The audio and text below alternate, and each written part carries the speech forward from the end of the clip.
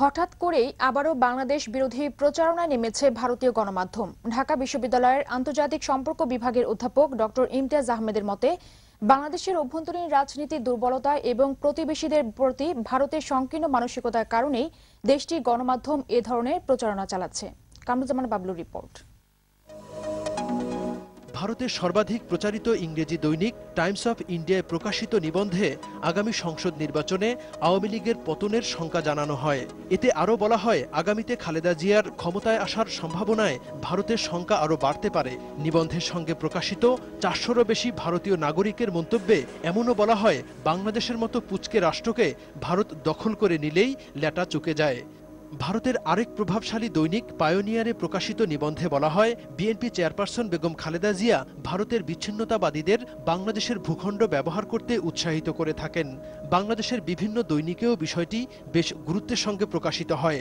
হঠাৎ করেই কেন এই বাংলাদেশ বিরোধী প্রচারণা? ঢাকা বিশ্ববিদ্যালয়ের আন্তর্জাতিক সম্পর্ক বিভাগের অধ্যাপক ডক্টর ইমতিয়াজ আহমেদের কাছে জানতে চাইলে তিনি বলেন, দেশের আভ্যন্তরীণ রাজনীতিতে বিরাজমান বিবাদ ও আগামী সংসদ নির্বাচনের অনিশ্চয়তা সহ নানা দুর্বলতার সুযোগে ভারতীয় গণমাধ্যম এ ধরনের প্রচারণার সুযোগ পেয়েছে। এখন বিশ্বায়নের যে পরিবর্তনে যেই ধরনের মানসিকতা দরকার বা যেই ধরনের সম্পর্ক তৈরি হতে পারে, যেই ধরনের উইন উইন সিচুয়েশনে যেতে পারি, সেই ব্যাপারে বোঝা যাচ্ছে একটা শিক্ষার অভাব আছে যারা এত বড় করে সমালোচনা করছে। কিন্তু শেষ কথা হলো, আমরা যদি ঠিক না থাকি, আমাদের রাজনৈতিক পরিস্থিতি যদি দুর্বল থাকে, আমাদের অর্থনৈতিক পরিস্থিতি যদি দুর্বল থাকে, করাপশন থাকে, তখন দেখা যাবে যে বাইরের লোকরা এসে একটু নক করছে।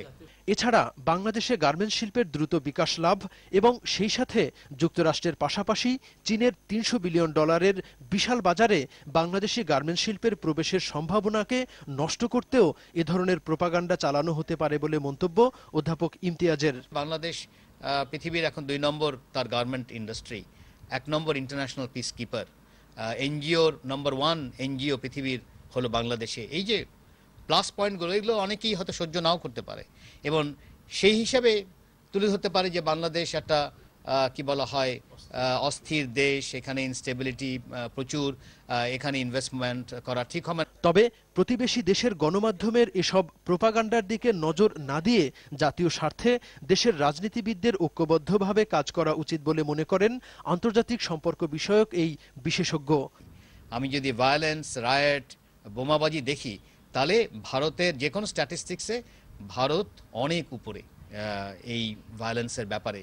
কামরুজ্জামান বাবলু, দিগন্ত টেলিভিশন।